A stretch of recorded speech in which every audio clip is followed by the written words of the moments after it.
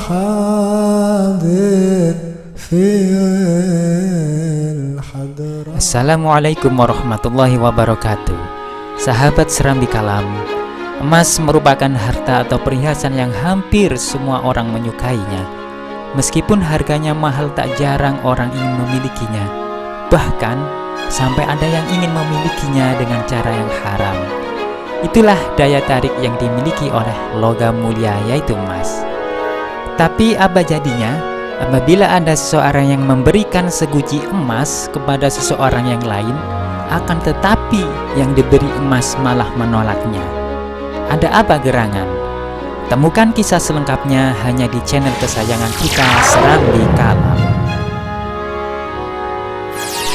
Tapi sebelum melanjutkan kisah selengkapnya, silakan subscribe dan share ya, agar kita sama-sama mendukung channel ini dengan menebar kebaikan dakwah Islam. Dan jangan lupa aktifkan tombol loncengnya agar sahabat semua tidak ketinggalan kisah Islam yang inspiratif lainnya. Tonton sampai selesai. Alkisah, di masa lalu sebelum era keislaman, hidup dua orang soleh yang sangat warok. Mereka sangat jujur, amanah, dan tak mudah terperdaya oleh harta dunia. Keduanya pun kemudian dipertemukan dalam sebuah muamalah. Suatu hari, dua pria soleh itu bertransaksi jual beli tanah.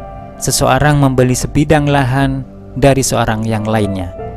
Kesepakatan pun terjalin. Keduanya pun bertransaksi kemudian berpisah.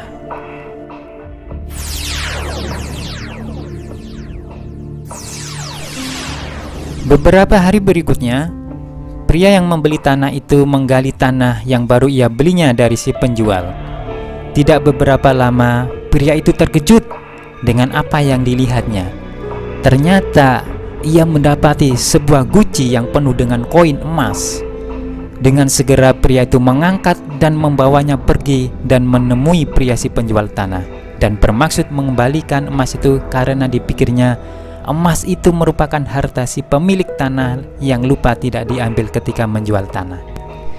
"Ambillah emasmu, aku hanyalah membeli tanah darimu, bukan membeli emas," ujar si pembeli kepada si pemilik tanah.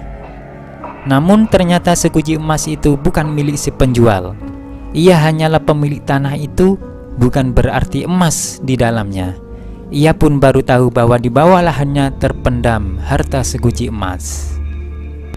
Seperti halnya kejujuran si pembeli yang menemukan harta terpendam, si pemilik tanah pun berkata jujur bahwa dia bukan pemilik emas itu.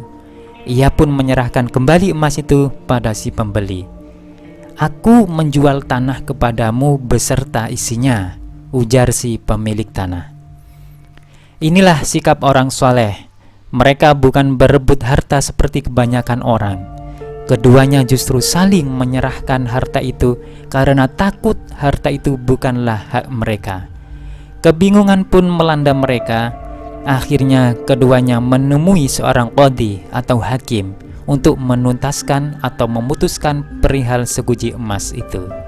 Mendengar kisah keduanya, qadhi pun kebingungan. Namun ia takjub kepada kedua orang soleh yang sama-sama berakhlak mulia itu. Qadhi pun seorang yang bijak. Ia tidak mungkin sembrono memutuskan sesuatu. Ia kemudian berpikir keras untuk memecahkan masalah keduanya dengan seadil-adilnya. Sang qadhi pun kemudian menemukan sebuah solusi yang akan menyenangkan kedua pihak. Ia pun bertanya pada dua pria soleh itu, "Apakah kalian berdua memiliki anak?" tanyanya. Seorang berkata, "Saya memiliki seorang anak laki-laki," ujarnya. Sementara seorang yang lain berkata, "Saya memiliki seorang anak perempuan," tuturnya. Maka diputuskanlah perkara yang sangat agung ini. Qadhi pun berkata, "Nikahkanlah anak-anak kalian itu dan berilah mereka kecukupan dengan seguci emas ini. Bersedekahlah kalian dengan harta ini," putus qadhi. Bergembiralah keduanya dengan putusan tersebut. Maka dilangsungkanlah pernikahan putra-putri dari bapak-bapak yang soleh itu. Anak-anak mereka pun pasangan yang pas dan serasi, soleh dan solihah. Pasangan itu membangun rumah tangga dengan harta seguci emas itu. Kedua pria soleh itu pun sangat bersyukur.